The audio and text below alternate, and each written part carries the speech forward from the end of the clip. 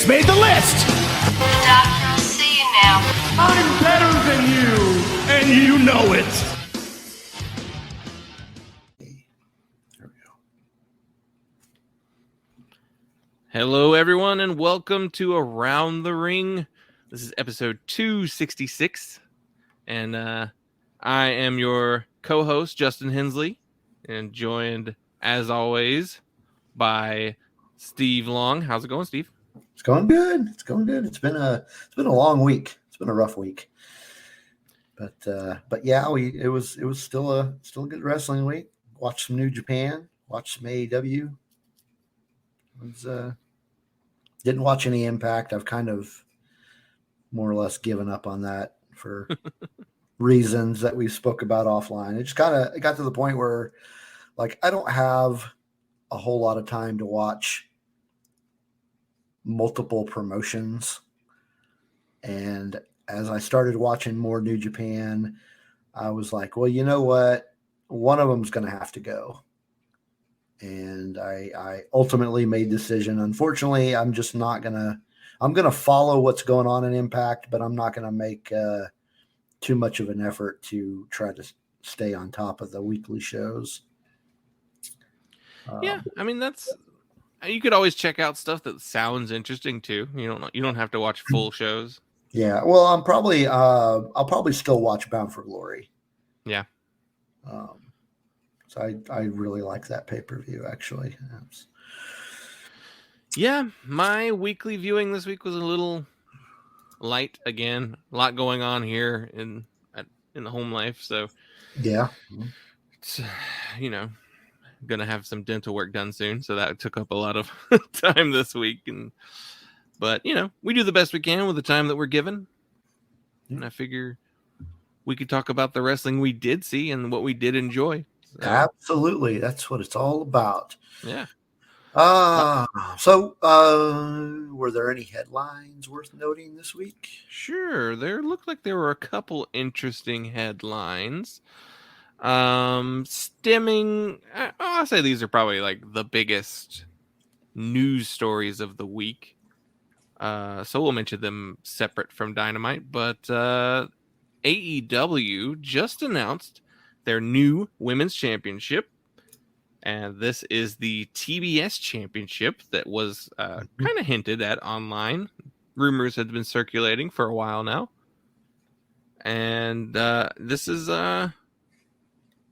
to kind of line up with Dynamite's move from TNT to TBS, which will be, I believe, in January.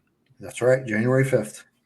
So it'll be interesting to see if Dynamite looks any different on TBS than it does currently on TNT. The TBS championship was shown as well, and that there's announced that there's going to be, I believe, a tournament leading up to it to determine a winner. Yeah, that's what I heard. What did you think of the actual belt design itself? Because it didn't look bad. I mean, I've seen worse. It looked more like a logo, like a television logo, than the TNT title does. I guess that's my biggest criticism of it. But I mean, it's a nice thing they do for the networks that they're a part of, So while we're on the subject sort of the TNT title, do you think they're going to, since Rampage is going to stay on TNT, have you heard anything, or do you think they're going to keep that title, and that person is only going, like, that's only going to be defended on pay-per-views or Rampage?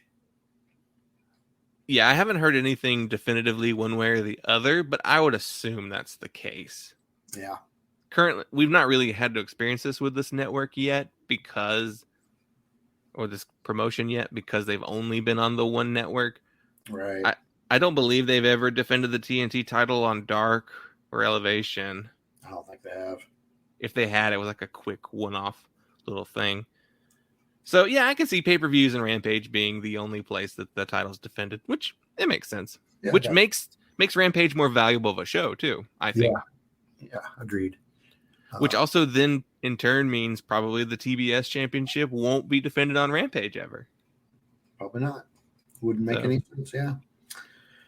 Well, that's cool. That's a cool bit of news. I think there was a new signing. Yeah, this is really awesome. Kind of ties Dynamite. Yeah. Bobby Fish has signed with AEW. Bobby Fish is now Elite.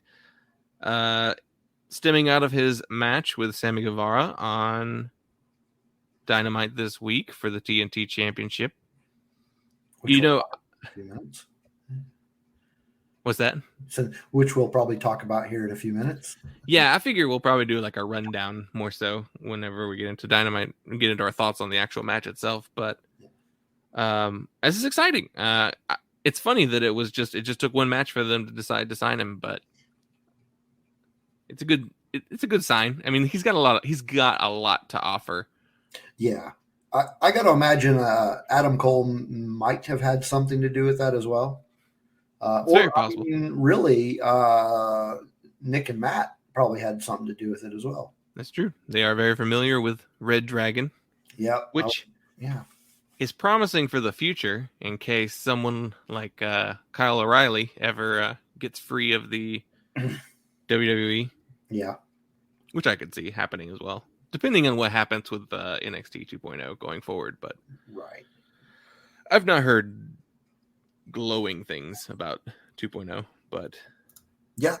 So yeah, with Bobby Fish signing, I'm excited. I'm looking forward to seeing what more he can do.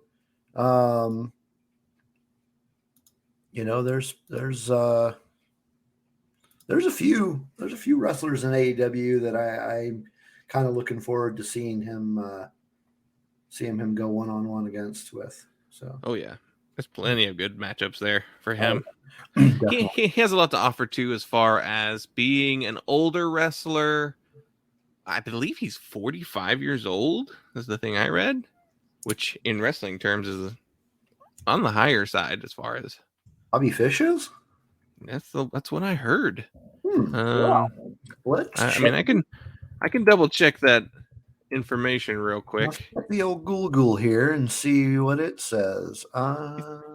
He turns 45 this month, October 27th. Wow, I did not realize he was that old. Yeah. Wow. Okay, well, good for him. I mean, he still looks great for 45. He did have a lot of injuries in NXT, so I mean that's he doesn't look it. No. Yeah. So it's exciting. I'm everybody likes to say, AEW can't sign everybody, but I mean, if the talent is that good, you should at least make an effort. Right. So what else we've got in news this week? Do you want to take this next one? Because I don't know too much about this one. Okay, so yeah, this is an announcement that AJ Lee, of course, we all know her as we know her as AJ Lee, obviously, but she's also the wife of CM Punk. She has announced that she is going to be the executive producer and a color commentator for the Women of Wrestling promotion. It was made at a press conference on Wednesday. And there hasn't been any talk. There's been some whispers about her wrestling for the company, but I don't think that's going to happen. She retired because of injuries, and but yeah, she's going to be very heavily involved in this WOW Women of Wrestling promotion, which I have to admit, unfortunately, I don't follow a lot of and watch much of. I do know I read something somewhere that Tessa is going to be part of that company. Yeah, that's an interesting choice by this company. They're trying to make some waves, I'm assuming, in the wrestling industry. I don't know much about Women of Wrestling either. I'm under the impression that it's like the spiritual successor of Glow. Could be. I've never watched it to know for sure if that's the case, but did you ever watch that Netflix show Glow? I did. I very much enjoyed that show. Yeah. I liked it a lot. Yeah, me and my wife watched that pretty religiously. That was a good show. Yeah, unfortunately, it got canceled before they wrapped up the series. But Yeah, I know. Lame. I think you have one more news piece. yeah, this is the thing I just saw before coming online for the show, and it is the Inspiration have signed with Impact Wrestling. The Inspiration, formerly known as the Iconics. Yep. Let's see, I meant to pull up their new names. The former Peyton Royce, and I'm actually blanking on her old name, Billy Kay. Yeah. Now Cassie Lee and Jessica McKay. They revealed it during Impact's Knockouts Knockdown special that aired, which I'm curious to check out. Yeah, I may check that one out because those monthly specials that Impact does, like last month's monthly special was the oh geez, we talked about it on the show, and now I'm forgetting the name of it. Did it have Road in the title? Victory Road. Yeah. Victory Road. Yeah. Victory Road was a monthly special, and this month's monthly special was, like you said, the knockouts. So I will probably check that one out. This is exciting. I think this is a good fit for them. They're known for their promos more so than their in-ring work. Yeah. That's not to say that I think they're bad wrestlers. I just think that they're not.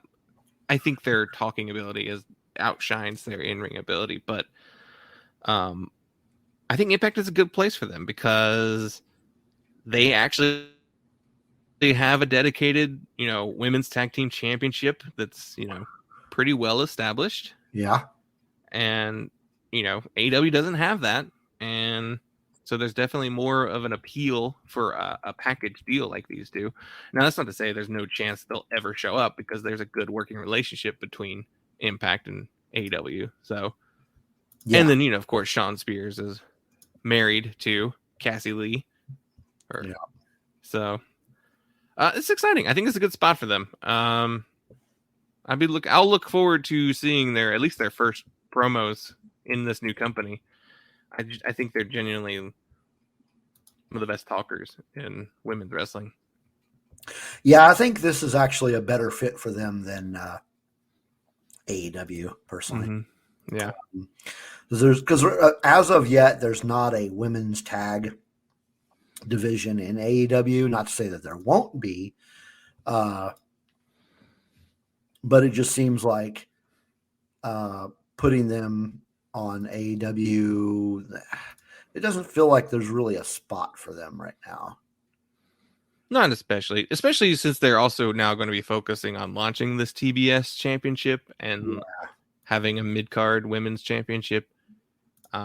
Women's division is filling out quite nicely, so it wouldn't hurt just to have like a one-off appearance by them. But yeah, I could tell. I mean, they Christian Cage does it, so yeah, for sure. Why can't they do it? Yeah, Good Brothers are on Dynamite every week almost. Oh yeah, exactly. Cool. Well, some good news for the week. What's our top 5 this week? Oh, that's right. Today we're going to do our top 5 WWE women's wrestlers that we would like to see in AEW. This is our follow-up to last week's men wrestlers that we did. I'm very curious to see what we each chose for this week's list. Very cool. And of course, then let's talk about what we watched this week then. For sure. Let's do that. So, what do you want to start with? You want to start with AEW? Whatever you want to talk about. You're good. Yeah. Okay. We can start off with non-AEW if you want to. Let's do that since we did talk a little AEW at the top. We'll talk about some non-AEW stuff. We'll make a little sandwich out of it. But this week, out of all the wrestling I watched, I primarily saw Dynamite and Rampage. but I definitely wanted to watch something else. I knew I wasn't going to be able to dedicate enough time to watch any of the G1 from New Japan. So I was looking around for a promotion that I could kind of like put on while working, that if it wasn't catching my eye, I wouldn't feel bad about, not dedicating all my attention to it. So I decided to check out the first 2 episodes of MLW Fusion Alpha. It's kind of a mouthful of a title. A mouthful. Yeah. This is MLW's new weekly YouTube series. I believe they film like a bunch of matches at one time and then they parse them out throughout their YouTube channel. So this is kind of in conjunction with the Vice special that they aired this week called Fightland, which I didn't watch that one yet. That's kind of next on my list, but I decided I wanted to check out MLW. I think now's a good jumping on point for that company, and you're not too far behind at this point. So I just wanted to say, point out some of the highlights that I saw from this week. Cool.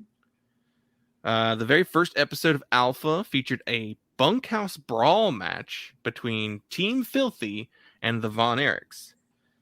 So the Von Erichs are Marshall and Ross Von Erich, who are the sons of, I believe it's Kevin Von Erich. He's the only surviving Von Erich. And Team Filthy is kind of a team around Filthy Tom Lawler, but this match was Kevin Koo and Kit Osborne. So the bunkhouse brawl match it's a no DQ match, kind of old school Southern wrestling style. There were shovels in the match and, Okay. kind of farm sort of matches. Marshall wore blue jeans, and I don't know that he always wears blue jeans when he wrestles. So it kind of fit in the tone. The match was entertaining enough. It was a continuation of a feud that started before the pandemic, actually. I'm not entirely sure what this entire storyline leading into this match really was. All I know is that it was like a long building feud. The thing I wanted to point out, though, is the Von Erichs they're wrestling royalty, essentially. And I think Marshall and Ross are future top names in tag team wrestling, specifically, but potentially singles wrestlers. I think Marshall specifically is got a great look, a really good physique. His movements in the match they stood out more to me than Ross's movements. And I see these guys and I go, oh, I'm surprised they're only in MLW currently.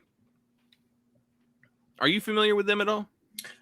I know of those two. I haven't actually seen them wrestle, and I've never watched any MLW.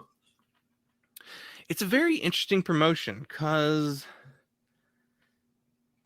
it's well, I'll explain it more when I talk about the second match or the second episode that I watched. Okay. So that was probably the standout match from the first episode, but the second episode started off with a Lucha Libre match. So MLW has become the spiritual successor to Lucha Underground. Okay. So Lucha Underground featured a character named Dario Cueto, who's basically like the matchmaker for Lucha Underground in story. Mm-hmm. And that show had a lot of the supernatural elements to it, and it was shot very theatrically, especially with like the promos and backstage segments. But Dario Cueto now works for MLW, and his name is Cesar Duran, and he still loves violence, much like Dario Cueto. So they don't own any of the names from Lucha Underground, so they can't really specifically use those names and those characters, but they are playing off of the history. So Matt Cross, who I believe wrestled as Matt Dog in Lucha Underground, He has some appearances in MLW as well. And Cesar Duran is the matchmaker for MLW now, and he has promised, I believe he's called it Super Luchadors in his promotion. And so this second episode featured a match between Arez and Aramis, who are two luchadors who've wrestled in AAA in Mexico. I believe Arez is 22 years old. I believe that's what Cage Match said he was. Aramis is 28. So they're a little bit on the younger side.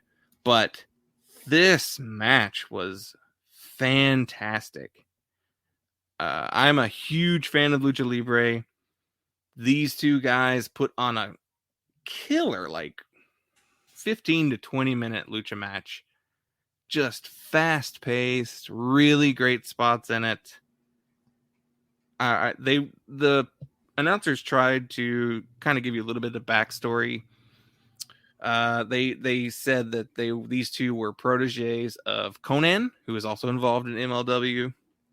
And they also mentioned that one of them, I believe it's Arez, was trained by Blue Demon Jr., who was a pretty big deal in AAA and Lucha Libre. So the match was excellent. If you like Lucha Libre and you want to just see a really good match, go check out the second episode of MLW Alpha. Is one of those matches where the audience threw their money in the ring, which is the traditional sign of respect for that was a really great match in Mexico. Oh, cool.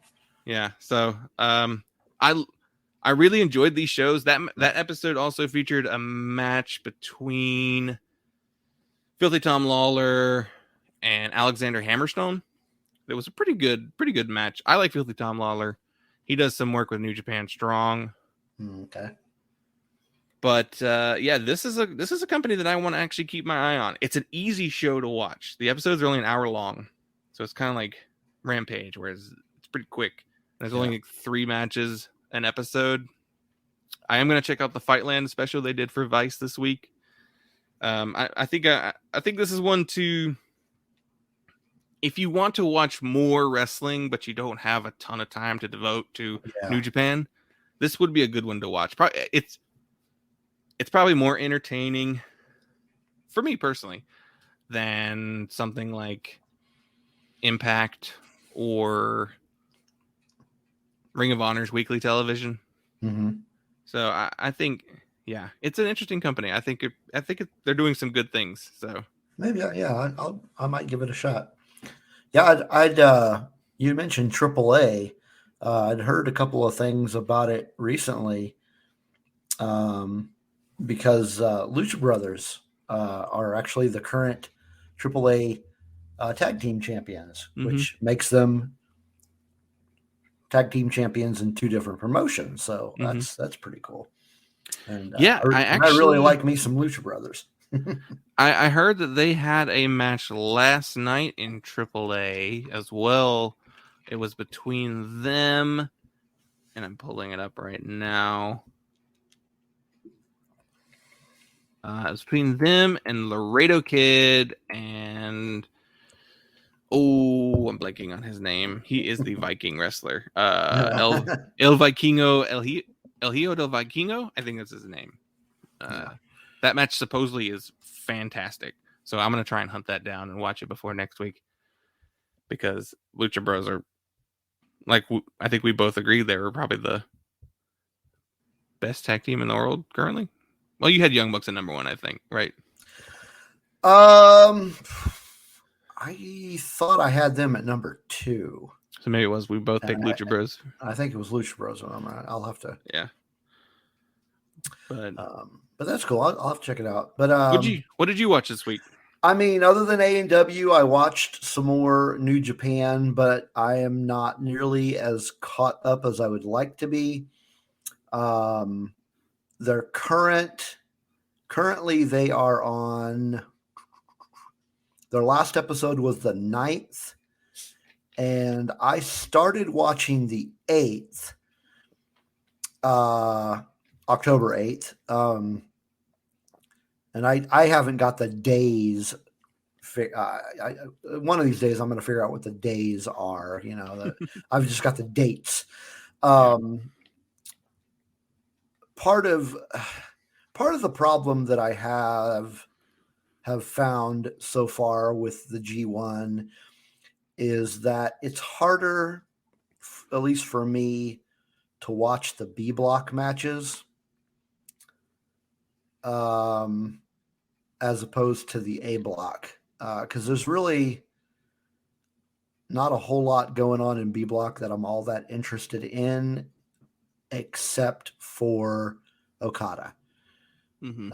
Okada's in B block, so I started October 8th, but I did not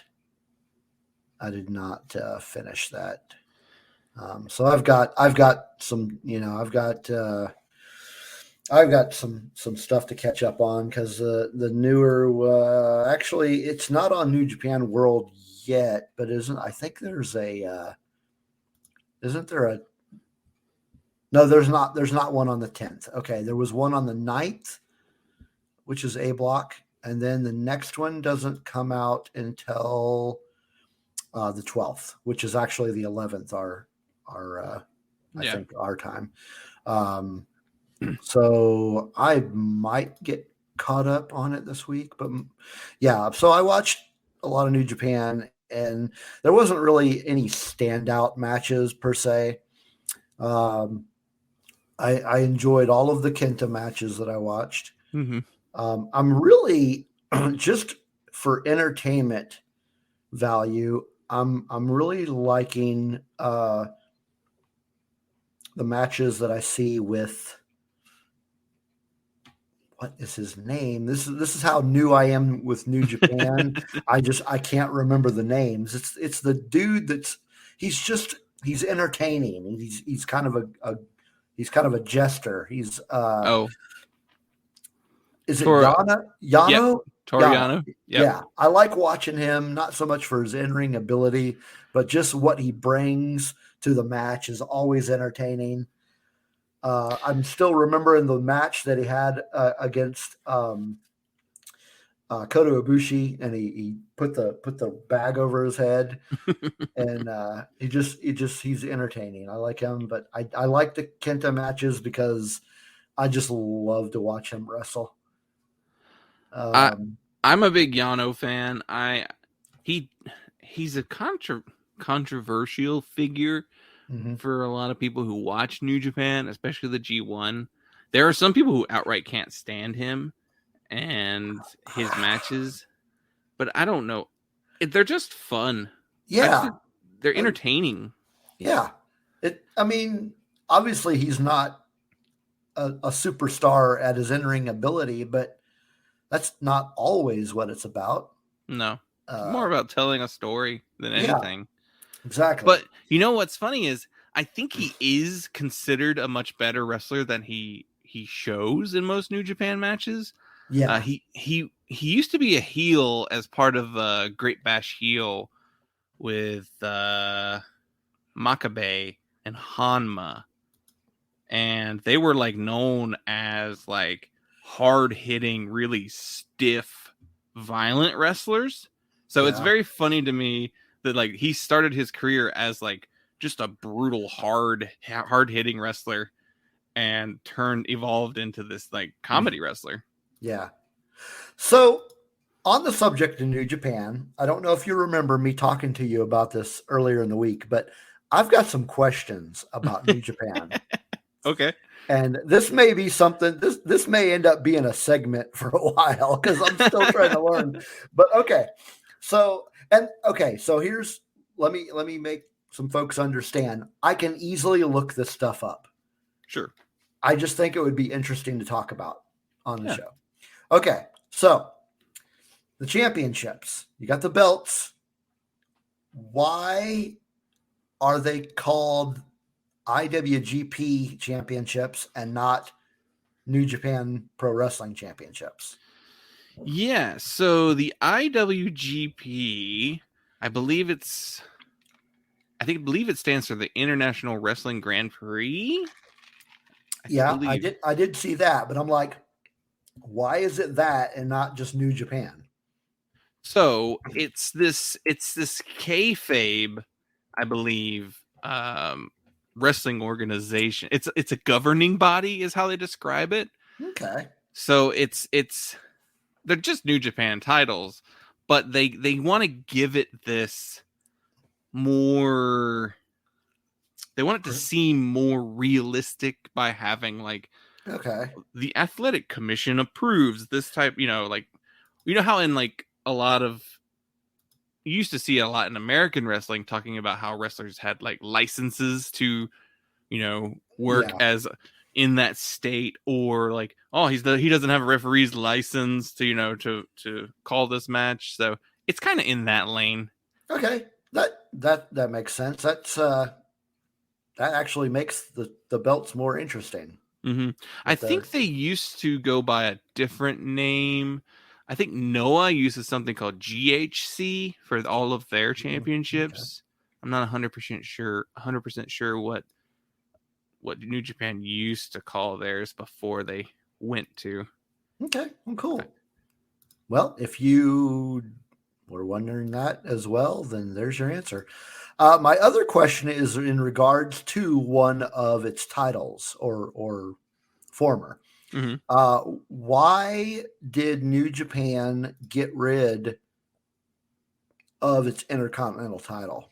Was it just renamed something else? Okay, yeah, that stems from last year's, or it's actually this year's. No, it was last year's 2020's Wrestle Kingdom main event. So there were two separate titles. There was the IWGP Heavyweight Championship and the Intercontinental Championship. And there were two separate belts. They had different people, for years chasing both of them. And the storyline came up where Tetsuya Naito wanted to be the very first wrestler to be both the IWGP World Heavyweight and the Intercontinental Champion. So they called it Naito's Quest for Gold. He spent probably the second half of that year just talking about uniting getting both of those belts at the same time. So they did the double main event at Wrestle Kingdom that year, where the first night was an Intercontinental match and a World Heavyweight match, and then the winners of both of those matches faced off against each other for the second night of the Dome, which Naito won. So Naito won both. Then they spent the year. He lost it to Evil. He won it back. And then the next Dome show, Kota Ibushi won both those championships from Naito. So Ibushi wanted to unify them as one single belt. So they became unified under Kota Ibushi as a single belt. That's the new like wing-shaped belt that they currently have. Which now there's also like some controversy with that because Ibushi lost that to Will Ospreay. Will Ospreay had to drop it due to injury when he went back to England. Shingo won that. Now Ospreay is claiming he's still the IWGP World Heavyweight Champion and has his own belt that he's currently been carrying around whenever he shows up in New Japan shows. So this is very clearly leading to Ospreay versus Shingo to determine who the actual World Heavyweight Champion is. But yeah, it was. I think what happened is they just had too many titles, and they had recently introduced the United States Championship, and so it felt like they didn't need a United States Championship as well as an Intercontinental and a World Heavyweight title. So that was the decision there. Very good. All right. Thanks for helping to clear that up. So that's really all I have to say about New Japan. If you had anything else, or do you want to go ahead and move on to AEW? Sure. Let's move or on. Did you have any other? No, that was the only promotion? wrestling I saw this week was AEW and MLW. So good deal. I desperately need to catch up on my G1, but yeah. So Yeah, shall so we do- move so over? do I. Yeah, let's go ahead and talk about some Dynamite. Sure. So this week's episode was the 2-year anniversary of Dynamite. And it was a pretty stacked card. It was good. Yeah. It was a good show. You want to just run down? I think most of the show was worth talking about. This isn't necessarily Yeah, like I can see that. Yeah. So opened up with the Elite versus Jurassic Express, Bryan Danielson, and Christian Cage. this was a fun match. This was one of those matches that Dynamite does so well. They love to start off the show with a high energy match with a lot of people, lots of movement. I believe this one went uninterrupted with no picture in picture. This was a full solid, like, first 20 minutes of the show.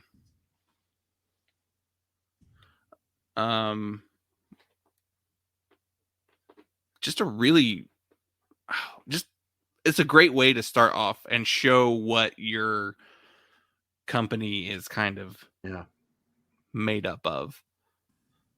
What did you think of the match? I thought it was a great match. I mean, there was a lot of great moves, a lot of great spots in there because we had some tremendous wrestlers in this match. But the thing that stood out to me about the match is that I think it was a really good representation of kind of like past, present, and future. Like you had some older wrestlers and some newer wrestlers, and getting them all together in one match, trading blows and trading spots, and really, for the most part, everybody in this match looked good. Oh yeah. Jungle Boy took a lot of the beating, and then we didn't see a bunch of the American Dragon, but there were a couple of spots from Luchasaurus that just looking at it, going, how does somebody that big do that? He's like one of the most impressive big men in wrestling. Yeah. As far as athletics. So yeah, I liked that. And then I also liked how Nakazawa kept getting involved, and then he accidentally Brandon accidentally sprayed him. Or wait a minute. No, he was, oh man, it was Cage that he sprayed. Yeah. It was due to Nakazawa's getting involved. But overall it was a good solid match and lots of fun to watch. I wanted to mention that you mentioned how Jungle Boy kind of took a lot of the offense. Yeah. I was going to say that I really think they need to give Jungle Boy specifically, but the Jurassic Express in general, they need some high profile wins.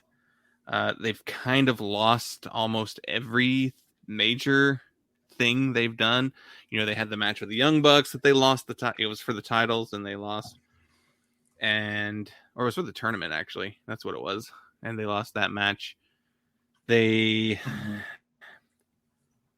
lost to the Super Click. Jungle Boy lost to Adam Cole. Like, they lost this match. Like, yeah, I could agree with that. They need to get some wins. Yeah, Jungle Boy especially they need to rebuild Like he's strong enough and popular enough that he could take the losses currently, and he's putting on such good performances that it doesn't hurt him. But if he keeps losing going forward, I think it will start to kind of hurt their how they're viewed by the audience. Yeah.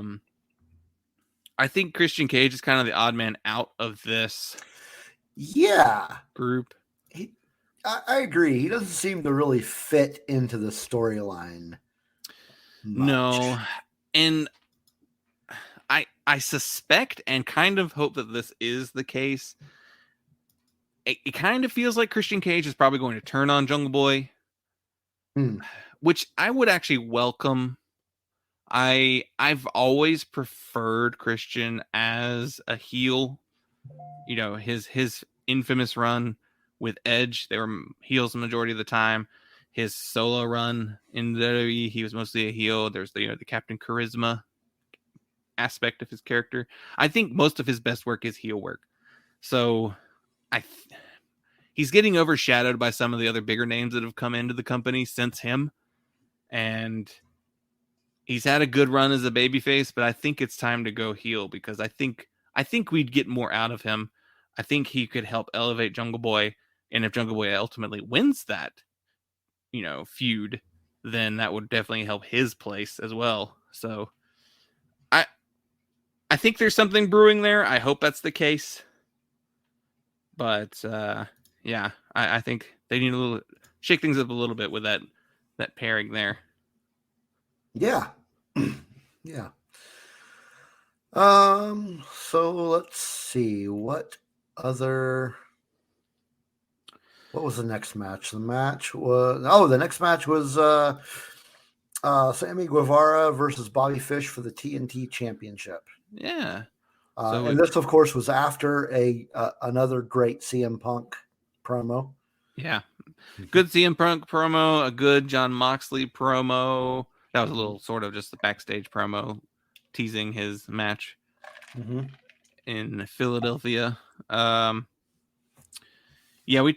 We talked a bit about Bobby Fish signing with AEW, and definitely this match is the reason why he got that deal, you'd have to think.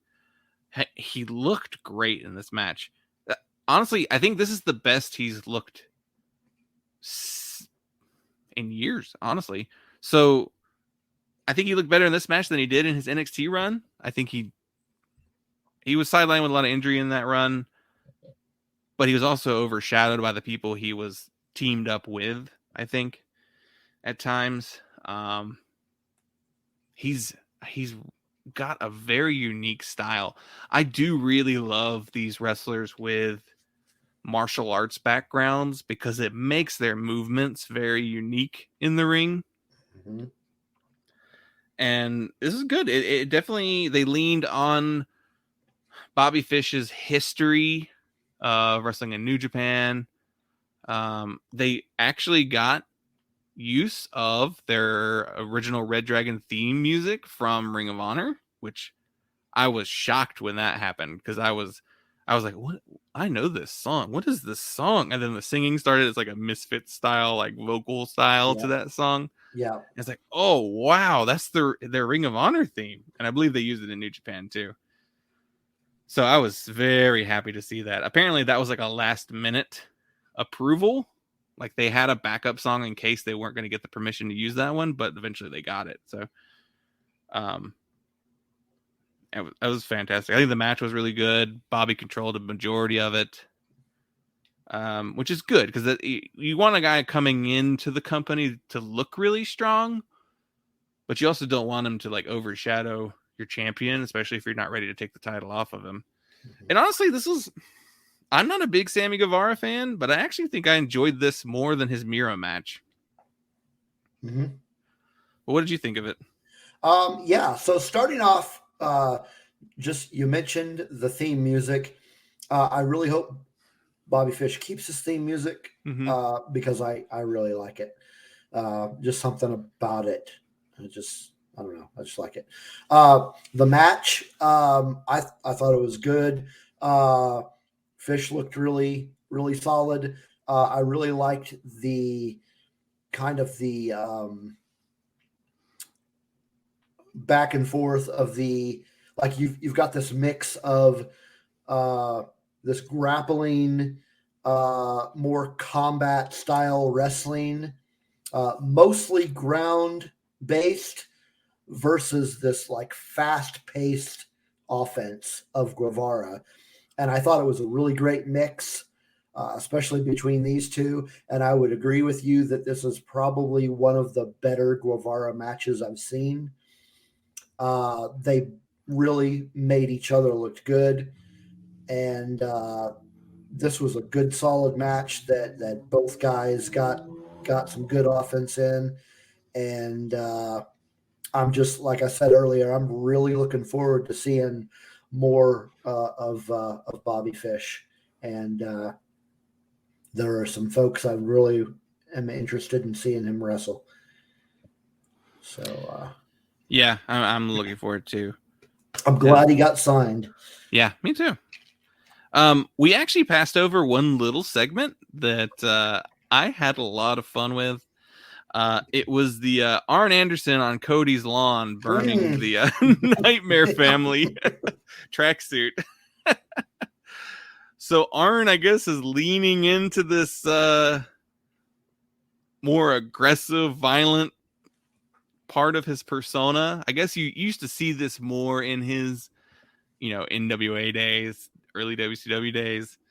So he cut a really cool promo on Cody. Basically, I think everybody wanted Cody to turn heel, but I think this might be the best way to keep him a babyface. He's criticizing Cody for kind of just soaking up and resting on, like, the fame and attention he's gotten with, like, the television show, the reality show, the game show, and like the money, and he's concerned about the look. And His priorities are not in the right spot. Yeah. And Arn wants him to get back to the original, the old Cody, like the one we saw in the feud with Nick Aldis, and the one we saw in the match with Dustin. Like,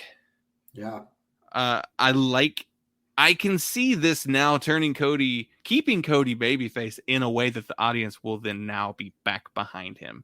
Yeah, so, I agree. And I just love what he's saying to Cody.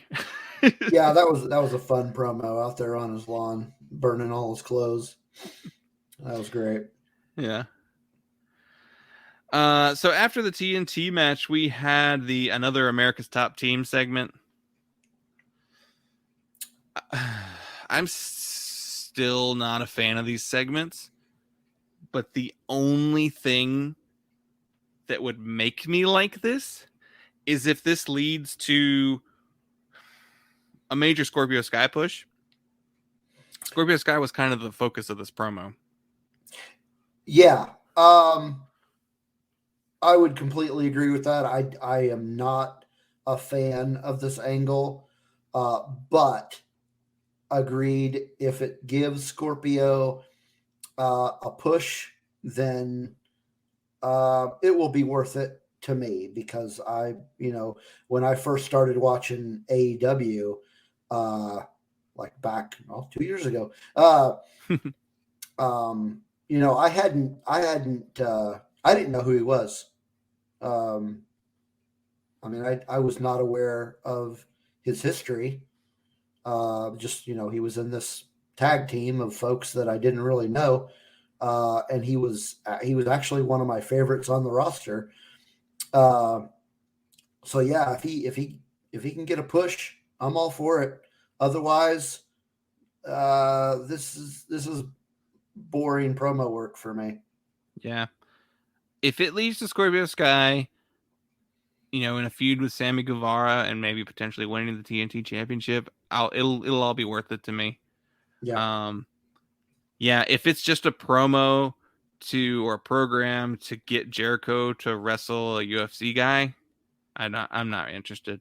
Like, it's just not something I care about, really. No, they haven't done anything that makes me care about this promo yet.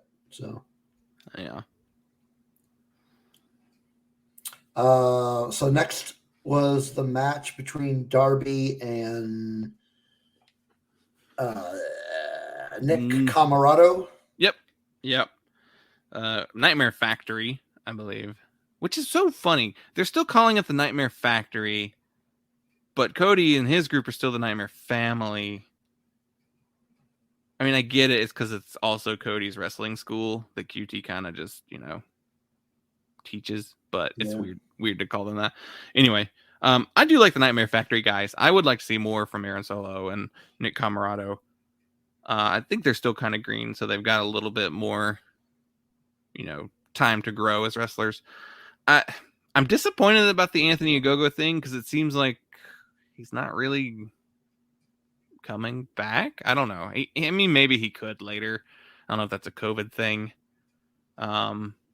Apparently, a lot of people were disappointed with that feud, the Anthony Ogogo feud with Cody. I wasn't thrilled with it, but I liked his presentation. But yeah, this was mainly to just, kind of give Darby something to do. This match happened right after a interview with JR and Darby. And, when JR does a sit down interview, it's considered a big deal. So he talks about his uncle and like what's painting half of his body as a skeleton like means for him. Yeah. And it's a nice little like look behind the character, I thought. Was mainly, I'll kind of jump ahead to the part where Darby gets attacked backstage in the garage, like a limo. He does a quick little, tiny little promo with Marvez, and then he gets attacked by a group of men in suits wearing ski masks who are very clearly the Pinnacle. Right. Did you get the mask thing? Like, why were they wearing masks? I gotta be honest with you. This promo to me, I'm not sure really if this was a bad thing or not, but it felt very WWE to me. Yeah. And that being said, I think the mask thing was, we want to pretend that you people don't know who we are. So you have no idea that it was us that did this to Darby when, clearly we know who it was. Right. Yeah. And it just, I don't know. It just seems like, to me, AEW doesn't really need to go there. No. They don't need to. I'm trying not to be negative here. They don't need to take the low road with what they do. What they do is fine. They don't need to mimic the other company. Yeah. I agree. This to me felt, and I could be wrong. This is because maybe they did it unintentionally, but it felt like they were mimicking the other company and the way they do their backstage stuff. They don't need to do that, in my opinion. They have a great product. They have a better product, in my opinion. So why try to look like the other product?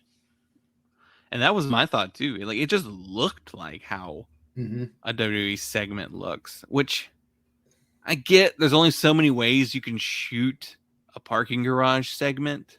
Sure. But I don't know. The mask thing, the pulling up in a limo thing, it's just not a huge fan of that. I hope it leads to something that makes a little bit more sense. Well, I mean, we're sure it's gonna. It's gonna lead to a feud that is building up, which is fine. I understand what they're doing in that respect. They can do it another way because they have. Yeah. They've built feuds up without resorting to this sort of thing. Yeah. But Yeah. So after that, there's a little backstage segment with the Dark Order, which I'm just happy to see that they're remaining together. This whole show is really good because I'm just thinking about like what point we are in the show and like what we still have left to talk about. So, we cut back to the ring and Dante Martin is there. Oh man, calling for an open challenge, basically. And the lights go out. Malachi Black appears behind Dante Martin, mists him, kicks his face off, and accepts his challenge. So, I can't wait for this match. Dante Martin has done so much great stuff in his short time in AEW already, and he's one of those guys that he has such a really cool in-ring style. And Malachi Black, too, has a very cool but very different in-ring style. I love this version of Malachi Black. I love this. He's treated as a really big deal. yeah. And I was kind of worried he'd get lost in the shuffle after CM Punk and Bryan Danielson showed up. But nope, he's definitely doing his thing. And the audience is way into it, too. So this is really good. I think that match is going to be fantastic. I agree. I've gotten to the point now where I will look forward to any match that Dante is in because he does some amazing things in the ring. He's one of those wrestlers where you're just like, you see what he does and you can't believe that he does it. Mm-hmm. But seeing him in a match with Malachi is that's going to be very interesting to see. And I think it's going to tie in too to what we saw on Rampage, which we'll talk about in a little bit too. Yeah. Oh yeah. But yeah, it's going to be interesting to see how these two styles mesh. Yeah, I think it'll be if it's given time, I think it'll be a great match.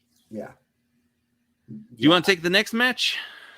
Let's see. What is the next one? Oh, the Shida versus Serena Deeb. Yeah.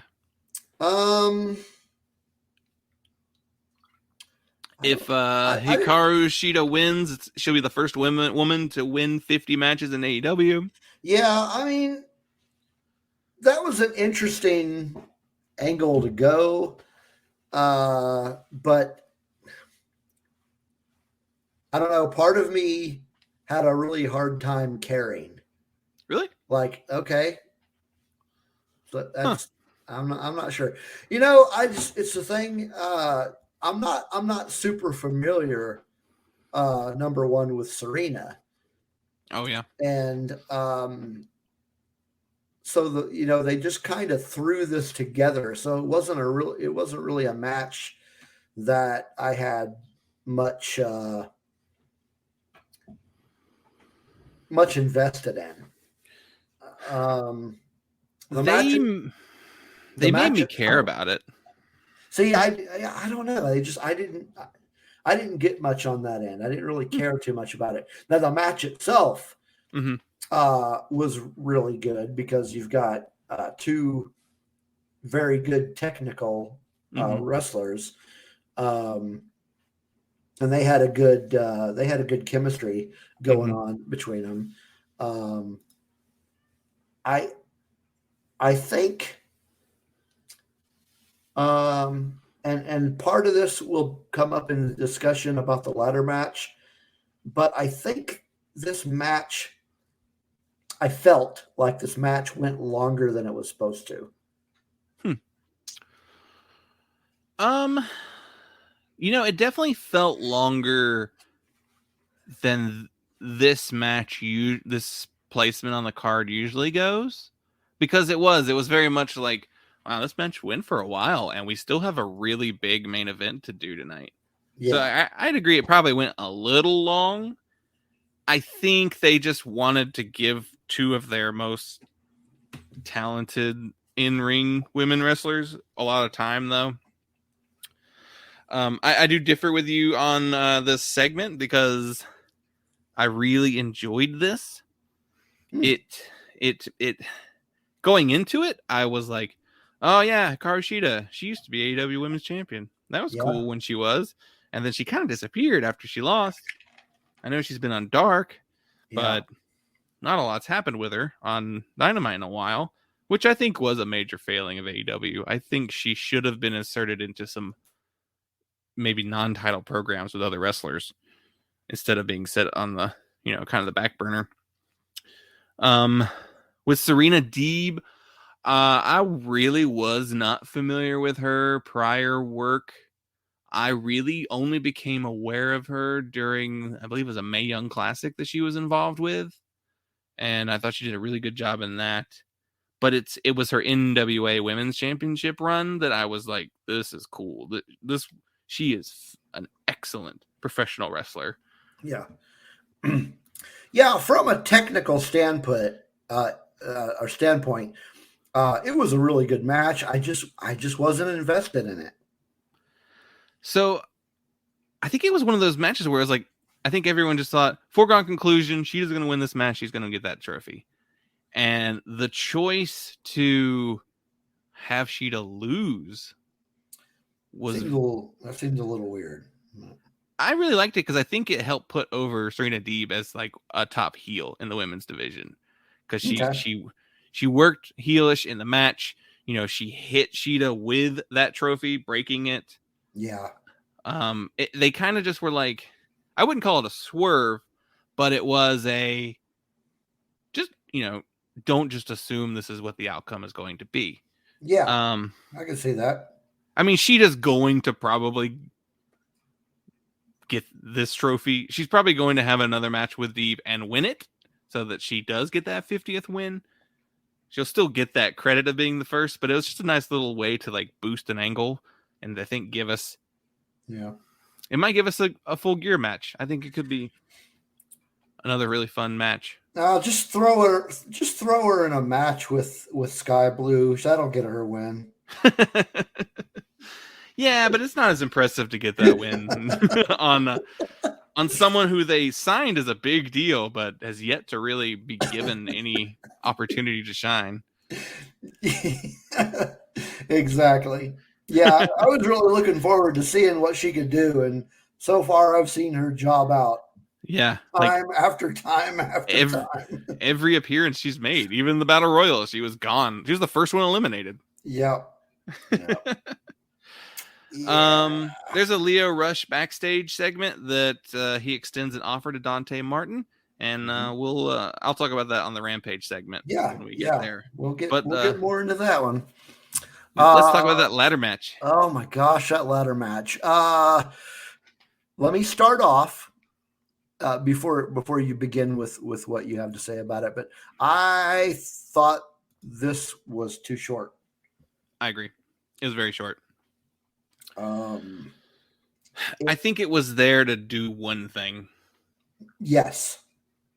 I guess it maybe accomplished a few things though. But we can keep going. Well, okay, so it continued the feud between Pac and Andrade. Yeah. So, I mean, we didn't. It was obvious to me that feud wasn't going away after how the last one ended. But this kind of put a bow on that whole, this is not going away. Yeah. It continued the Orange Cassidy and Matt Hardy feud. Yeah, it did. I guess there's still a little Lance Archer, John Moxley animosity there because Lance took the title off of Moxley. Yeah. Funny you should mention Lance, but I don't know if anything was cut out of the one that I watched because I did not watch live. I had some things going on Wednesday. It made me not able to watch it live. And the reason I bring that up is it seemed like Lance didn't get a whole lot of offense in this match overall. Yeah, they did a picture-in-picture for this match, so that's why you didn't get to see that. Okay. And that's where Lance came out, and he got a lot of his offense. That's what it was, because I did go back and watch Dynamite again, and I was watching with my wife, and I mentioned when it came back, I was like, wait a minute, we didn't even get to see Lance come in. Mm-hmm. Yeah. That's kind of my frustration with Dynamite lately, is that the main event has felt rushed a lot lately. Yeah. Like this keeps happening. This one, okay. I will say I loved this match. I thought it was great, but you're right. It felt very rushed, and as much as I hate to say it, while I like the outcome, it felt very anticlimactic to me. The way it ended. We kind of danced around it a little bit, but Hangman Adam Page returned. He was the Joker in the Casino Ladder match. Yes, and that was great, and I'm glad that he got the win. I'm glad. So that was what I meant by I liked the outcome. I just thought it was kind of anticlimactic for a ladder match. Yeah, you mean on how the actual match just kind of ended the way it did? Yes, exactly. Yeah. Exactly. Yeah, I don't know if that was just they were pressed for time and they're like, no, we gotta get this final, him getting the winning the match. Yeah. And that's what I was mentioning earlier about the women's match, is I felt like it was too long, because as I'm watching the match, I'm watching the time too. And I'm like you had said, we still got this really huge ladder match to get through. Is this match going to end anytime soon? Yeah. I mean, it could have been a combination of that match going long, and the opening match was long too. There was a lot on the show, but also maybe too, they were like, look, Hangman's coming back. The crowd wants him to win. Let's go ahead and get that over with. Maybe that's their thought process. I can see that. I would have liked to see it a little bit more climatic. But another thing, in this might be something you might disagree with me on, and that's fine. But it almost seemed to me like Moxley botched that last move. Remind me what it was? Well, it felt to me like he just kind of fell off the ladder. And the way he fell just didn't look natural. It looked like it was a forced falling. Yeah. I don't know. I may have to go back and look at it again, but I've seen it twice, and both times I was just like, that's kind of an awkward fall. I felt like Moxley has kind of seemed a little directionless lately. I don't know if they're just giving, the incoming guys a little more room to breathe. And Moxley's just kind of like, he gets to have his wild, crazy matches, but there's not a ton of storyline going on with him. He does great promos. They let him have great promos. And his matches are always fun, even if they're not very long. Absolutely. I hope they don't forget about him. No. I mean, I think he's getting to do stuff outside of the company that he's really happy with.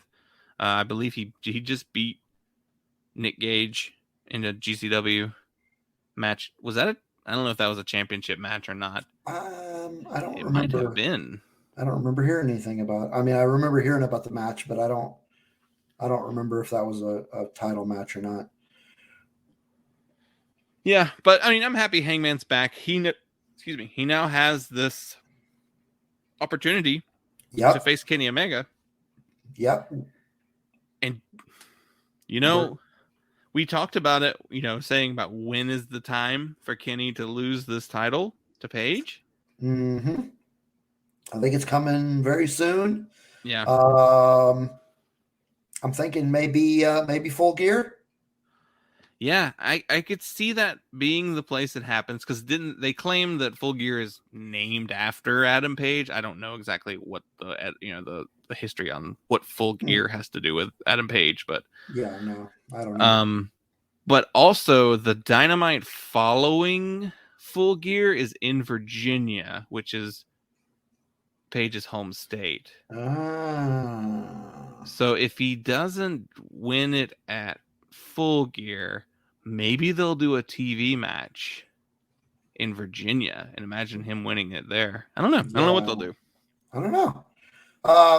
It's good. I was glad to see Adam back. I'm glad that it wasn't due to injury. Yeah. It was for good reason why he wasn't around too. Like yeah, definitely, absolutely. But yeah, it was just good to see him back, and I'm ready. I'm ready to see these two guys go at it. Yeah. A couple weeks ago, I would have said, I'm not ready for Kenny to lose it, but I am ready for Hangman to win it. Yeah. So I think that's more important. I would say it the same way. I'm not really ready for Kenny to lose the belt, but I am definitely ready to see Adam get it. Yeah. Yeah. Let's you want to move over to Rampage? Yeah, sure, let's go. Yeah. The show started off with CM Punk versus Daniel Garcia. They really see a lot in Daniel Garcia. I think they view him as a future pillar, a homegrown. Though I think he did have an NXT run, but I think it was so short that like you wouldn't call him an unformer NXT guy, really. Yeah. CM Punk brought back the long boys, the long pants tights. Yep. Yeah, he did. What did you think of this match? I liked it, but I mean, I like to watch CM Punk work. Mm-hmm. I think that Punk did a good job making Garcia look good. They both got in. It felt like they got in a lot of offense. It was a good match in that it allowed CM Punk to kind of do his thing, and mm-hmm. So I wouldn't say it's one of Punk's greatest matches. I think his match with Darby was better. Yeah. But that being said, it was I wouldn't say it was a brutal match, but there definitely was a lot of offense going on. And I remember really enjoying the finish of the match. There was like a really good sequence, like where he does the high knee on Garcia. He does that really. I love his little like kind of like leg lariat drop kick that he does. I like that a lot. Yeah. And I tell you, as much as I like to watch him do it, I was actually glad to see him get a win with something other than the go to sleep. Yeah, he used the what are they calling it? The Anaconda Vice. Yes. It has been.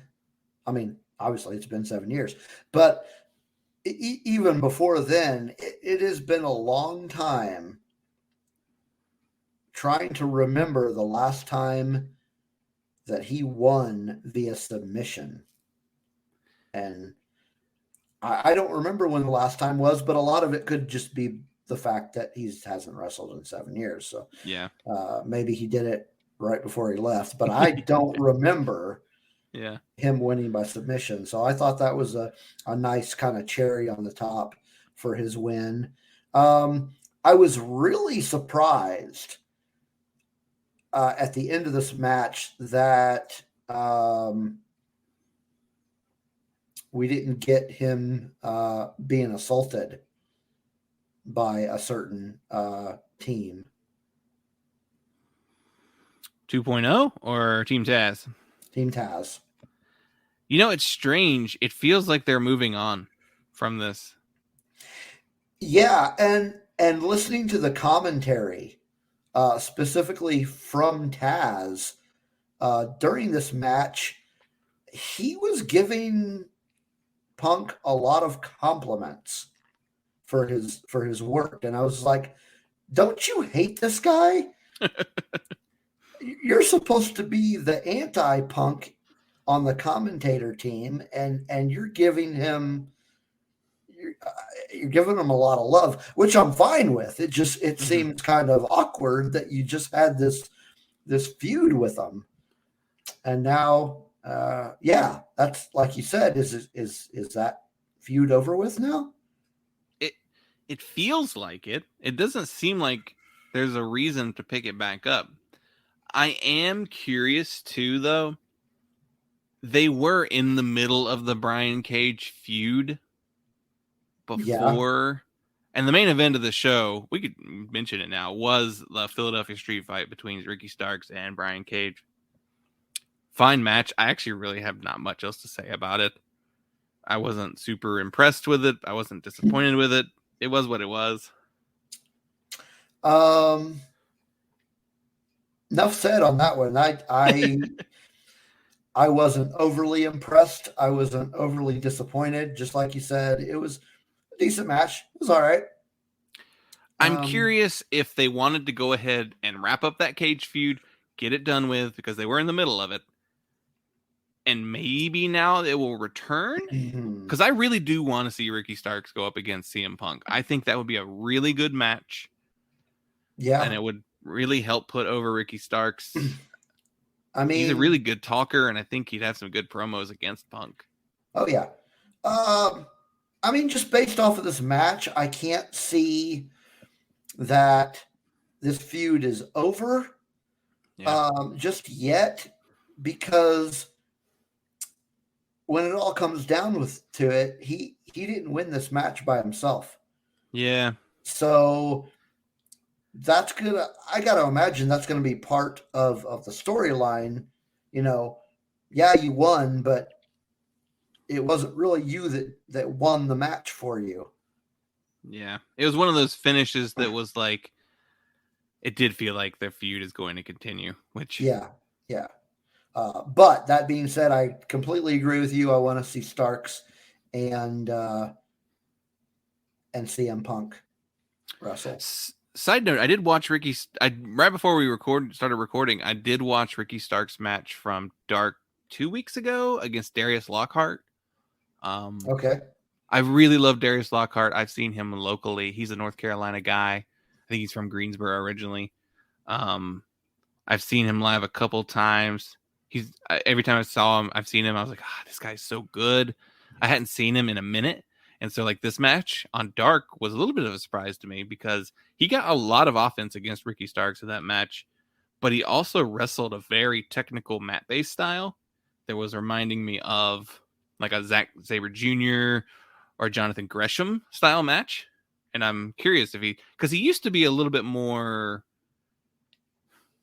he did a lot more like athletic stuff as far as like high flying stuff when I used to see him live. So I'm curious if he's like changed his style to maybe offer something different. Just more ground based. Yeah. Because there's not as many ground based wrestlers out there as high flyers, you know. But I wanted to mention that. I really love Darius Lockhart. But cool. That was Yeah, I remember seeing that match and I enjoyed it. We skipped a match, didn't we? No, it was Punk and Garcia. Yeah, And then it goes. Then we jumped ahead to the. Well, we talked about the street fight. Oh, So okay. Yeah, because the match after Darby and or not Darby, Daniel Garcia and CM Punk was the Lucha Brothers versus the Acclaimed for the AEW tag titles. you had a problem with this. That in a manner of speaking, yeah. Number one, well,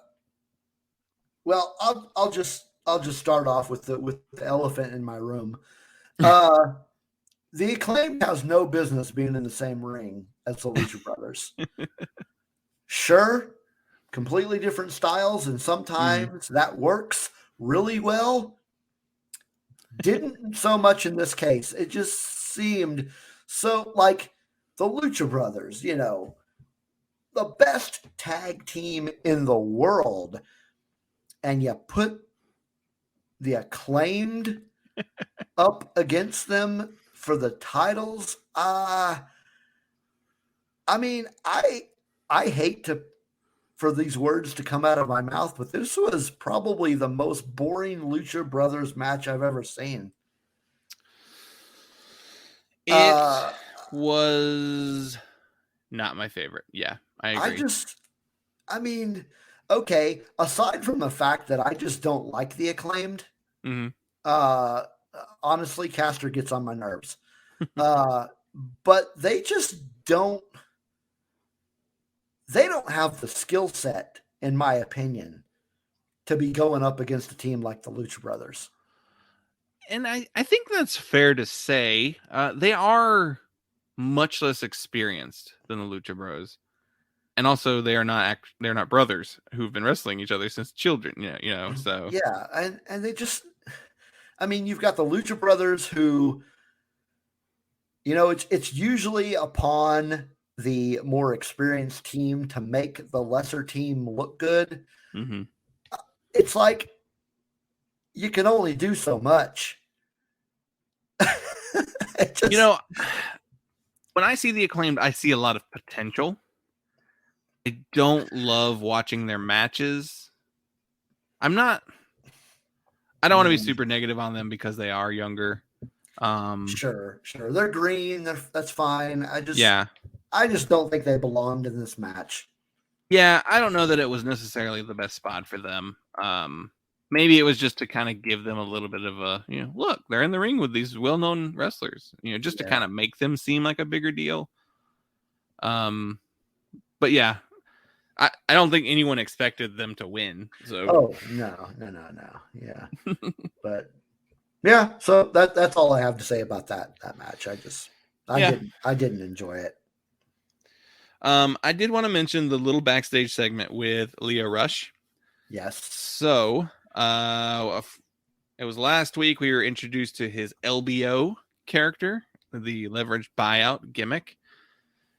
He made that offer on Dynamite to Dante Martin to work with him in some way. I'm not entirely sure what that's going to entail. But they did a little backstage with Matt Sydal and Dante Martin alongside Lio Rush.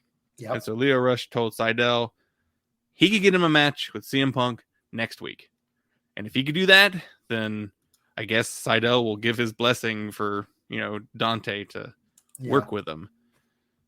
I'm assuming this is what he means by a leverage buyout.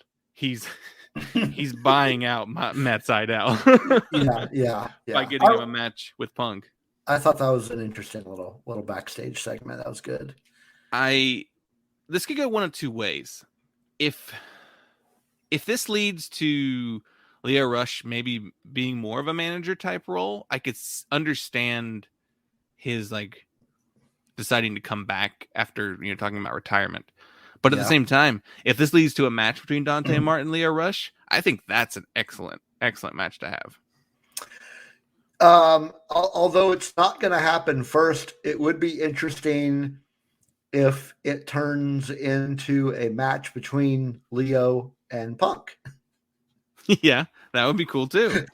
There's actually a lot of variables here because Dante is going to be fighting Malachi Black, and Aaliyah Rush Malachi Black could be a good match. So, Oh man, I just thought of another one. What about CM Punk and Dante Martin? Oh what my about gosh. Matt Sydal and Malachi Black? There's actually like Yeah. a lot of variables Well, here. That, yeah, there definitely are. They've got such a stacked card or Yeah. stacked roster. It's just, I mean, the dream matches in this promotion alone are just staggering. and the only other thing we had was Jade Cargill defeating Blue Sky in like 2 seconds, and that's disappointing because I want to see what they see in Blue Sky, and she's not been given a chance to show it yet. Yeah, I was very disappointed. I will let you. It's not. I'll let you in on a little. I'll say it a secret, but it's not really a secret because it's never really come up. I don't like squash matches. I don't either. I want to see, like, if you're gonna put somebody in as a jobber, fine, but let me see what exactly they can do and why you have signed them. Mm-hmm. And it seems to me like AEW is not the type of company that signs somebody strictly to be a jobber. At least I hope that's not the direction they're going. But with Sky Blue, very disappointing match. We already know that Jade is good. Yeah. Other than the fact that she's still kind of a little green, if we're being honest. She's still a little green. But Sky Blue has shown us nothing. No, she debuted. Well, she had a match on Rampage, I believe, or no, it was Dark before her appearance at All Out. Right. But her appearance at All Out, she was like the first one eliminated in the first batch of wrestlers to come out. Yeah. And then she's done dark matches, right? Like that's pretty much it. I haven't seen anything. I haven't seen anything that she can do, and I really want to see that. I do. And putting her up against Jade was, while making Jade look stronger, as they're trying to do, it did nothing for Sky Blue. Yeah, I agree. I want to see more from her. Yeah. I think this was more to kind of just get over the TBS tournament, but I think that's all of our recapping. We're going a little long. Yeah. But you want to do our top 5? Yeah, top 5. So we've got our top 5 female wrestlers in WWE that we want to see move over to AEW. So with my list, much like last week's, it's not really a top 5 per se. It's just 5 that I thought. And just to kind of get this out there, we know that I don't watch that product anymore. Yeah. So a lot of this is wrestlers that I saw when I was watching before and enjoyed watching them. I have no idea what they're doing now. I don't know if they're on Raw, SmackDown. I think one of them is probably back on NXT. So I have no idea what they're doing in that promotion currently, but I enjoyed them and would like to see more of their work in a promotion that I actually watch. Yeah. Do you want to go first? Yeah, I'll start off. My first one is an oddball one, but I'd really like to see Alexa Bliss in AEW. Oh, that's interesting. Yeah, I think AEW could do some really good creative work with her. She's an interesting person in WWE because I actually did really like her work pre-Bray Wyatt, Yeah. Weird supernatural stuff. I liked her as just kind of like the bratty mean girl heel. Yeah. I thought she was really good in that role. Yeah.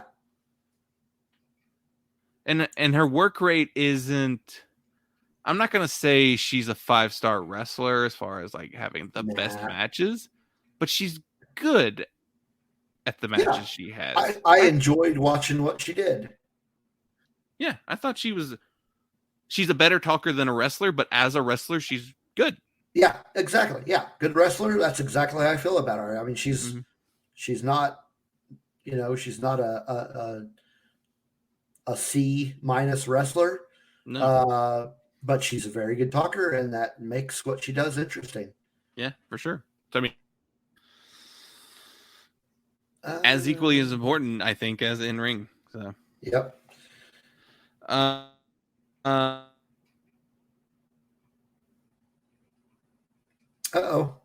Did I lose you? There we are. No, you cut out on me. Sorry. Can you hear me? Yeah, I can hear you. Okay, make sure. Sorry. Little technical difficulties here. My pick is Mia Yim. She was doing some really good stuff at NXT. They called her up to the main roster. I think it's part of Retribution, which was a joke that failed.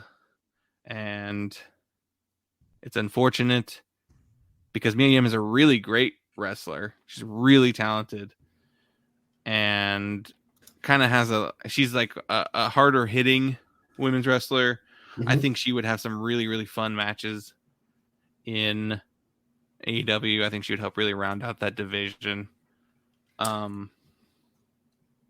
So I know nothing about her WWE/NXT run. The only thing I know about her, and it's not even like a lot, but I know that she was the Knockouts champion for a little while. Oh, really? I didn't realize she was back when it was still called TNA. Oh well. Yeah. Yeah, she had some really good matches in WWE. I think she was in a Mae Young tournament, and that's how she kind of came into that company. But yeah, I like her a lot. So this has nothing to do with our list, but I was curious what happened to Leva Bates. I don't know. Did something happen? I don't know. As far as I know, she just kind of disappeared. Is she not still the bookkeeper for AEW? I mean, I haven't seen her on an episode of. I think she does. I think she's still the timekeeper. I think she's usually at the side of the ring. But she doesn't do any in-ring work anymore. Not really. I think she also does a lot of like behind the scenes work. I think she works in like almost the office for AEW. Interesting. I was just curious. I don't know why I thought of that. Because we're talking about women wrestlers. Blue hair. Yeah. So my the second one on my list is Nikki Cross. Yeah. Oh, I love Nikki Cross. I hate what they're doing with her as the superhero character. I'm glad I don't have to see it, but I loved Sanity. I thought that was great. They were great. I loved her role in it. Another, not superstar wrestler, but just the way she carries herself and the way she carried. I don't know what she's doing now, but the way she carried herself and the way her character was just interesting and just kind of the psycho mentality. Mm-hmm. And I'd like to see something like that over in AEW. I'd kind of like to see a match between her and what is that? What is the weirdo's name? Are you talking about Abaddon? Abaddon, yeah. I'd love to see a match. I'd love to see a match between those two. That's who I thought too. I thought that would be a really fun pairing. Yeah, I was really disappointed whenever they took her away from Sanity, or they brought Sanity up without her, left her in NXT. That didn't make any sense to me. And then when she came up, she was crazy for a little while, but then she turned into Alexa Bliss's best friend, and then it's all been downhill from there. Way to go, creative. My next pick is Toni Storm. I I really loved what I saw of her in the Mae Young Classic. I think she wrestled in Japan in Stardom a lot, and I think I've seen some stuff she's done there that's really cool.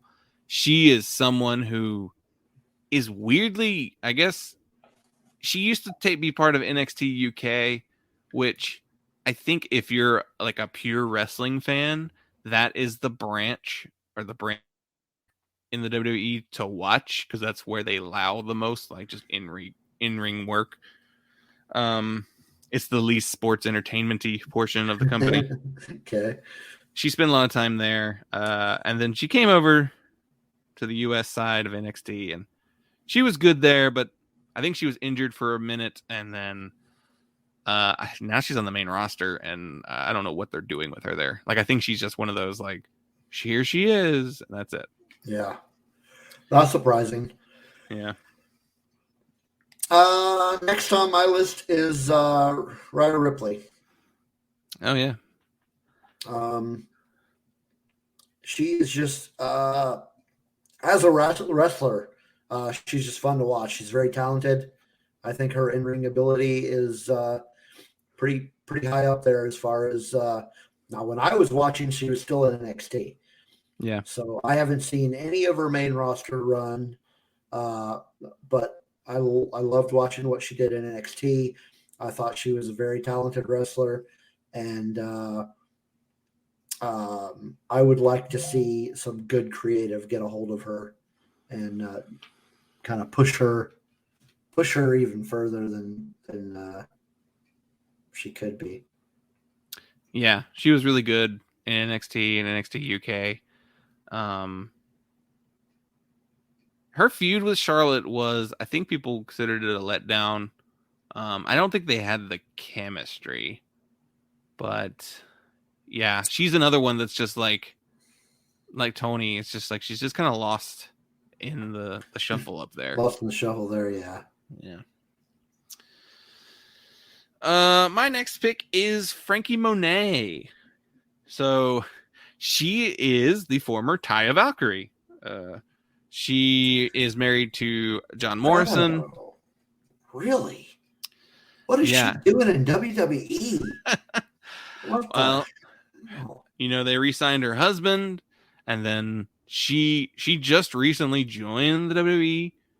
I guess she wanted to be, I guess, in the same company as her husband, and it's strange. She didn't really get much attention in a lot of U.S. promotions. I didn't feel like she, weirdly, like some of the best matches I've seen her do were in Mexico with AAA. She has a match with Fabi Apache that is one of my favorite like women's matches of all time. It was just a hard hitting, like brutal, stiff match. She's really good. She's got a great moveset. She's very athletic. She has quite a bit lucha style. Yeah, I mean, I liked watching her in Impact. Yeah, she was great in Impact. That's right. I forgot she was there. Yeah, she was the Knockouts champion for a long time. Mm-hmm. In fact, when Impact came to, oh man, I want to say that it was Lawton, Oklahoma. It was right before. It was right before Bound for Glory 2019. They came, and I remember it was the first time I'd ever seen her live. But yeah, she was always fun to watch, and I mean I knew she had left Impact because I didn't see her on Impact anymore, but I was like, I wonder what happened to her. Now I know. Oh my gosh, that's horrible for her. And the really bad thing about her signing to WWE is she signed with them and like made her first appearances like right before 2.0 started. Like she was supposed to have an NXT Women's Championship match that they then canceled because of the 2.0 direction change. So not only did she go to a company that I don't particularly care for currently, she's now not even the type of wrestler that they are focusing on in NXT. So it's a doubly disappointing. That is, that is shocking. I mean, yeah, sure, be with your husband and all, but Yeah. ugh. Wow. She should have just stayed in Impact. Yeah. Yeah, I'd go along. I wouldn't mind seeing her in AEW. That'd be good. Wow. So the next one on my list is Ember Moon, and I know her primarily from her NXT run, but I did see a bit of her main roster run before I stopped watching altogether. And she's just another one of those wrestlers I just like to watch. I think she's talented, and I don't remember, to be honest, what her promo work was like, but I liked her as a character too. She has a really cool look and moveset. Yes. And like her music is good. Basically, like the all-around package is really good. I remember her promos weren't the best. Yeah. I wouldn't say they were bad promos, but she definitely... I only saw the early NXT promos she did, and so she always seemed kind of shaky on the mic. Okay. But yeah, I mean, as far as her in-ring work, I really liked watching her in her NXT run. Actually, if I'm not mistaken, isn't she back in NXT? She is. Yeah, she had a main roster run, was injured, and then she came back in NXT. It was during that run where they were trying to compete with Dynamite. Yeah. Because I did watch a little bit of her WWE main roster run, but I didn't get much out of it, and that was a lot of it. Probably has to do with the fact that was probably right about the time that I stopped watching in general, because as we've said on the show several times, I just wasn't enjoying it anymore. Yeah. And well, I'll say my next pick is also Ember Moon. So awesome. Okay. Yeah. I would love to see her in some matches with really anyone on that roster. Man, matches with Deeb would be really good. Sheeta. Trying to think who are some of the more. Oh, a match with Thunder Rosa. Oh, yeah. That would be so good. That's the one I was thinking. I want to see that match. I want to see that match very badly.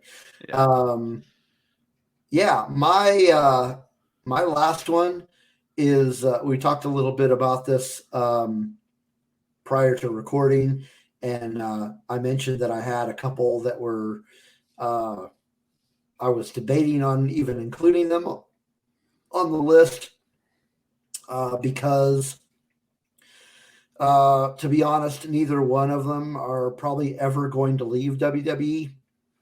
But this is our list, so we can do what we want. Absolutely.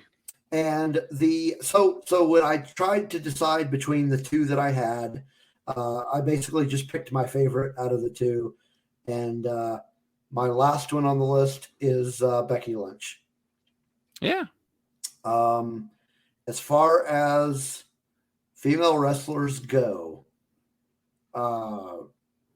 in really, I mean, if I'm being honest, any promotion, she is probably one of the best, if not the best, as far as in-ring work. Total package, like character work, in-ring work, mm-hmm. Everything. She's amazing. I've liked her since the first time I ever saw her in NXT, I don't know how many years ago that was. Yeah. But yeah, she's great, and I wish that she wasn't in that promotion so that I could watch her again. Yeah, me too. And if you're curious, the other one that I had on my list that didn't make it was Asuka. She's someone, I don't know, like, if she'll ever leave the WWE, and if she does, I don't know that she'll stay in the States. I think she's one of those ones that will go back to Japan, maybe like Hikaru Shida or Kairi Sane, Kairi Hojo. But, I don't think she'll ever leave WWE. She's got, as far as I know, she has too good a deal over there. And she's placed really well, and she's well respected, and Vince McMahon likes her, which is rare. Yeah. So. Yeah. All right. So that was our list. Actually, I have one more. Oh, you do? Yeah, I have my fifth thought. Man, I can't count. My final pick is the former Viper Niven, the former Piper Niven, the current Dewdrop. Oh man, she's a Scottish wrestler. She kind of made her name in ICW, I believe, is the UK promotion, maybe a Scottish promotion actually. And she appeared in the Mae Young Classic, which is the first place I ever saw her. And then she did a lot of time in NXT UK. And now she's just a dancing joke in the WWE. She is a comedy gimmick who was paired up with Eva Marie. And oh dear, she is too good.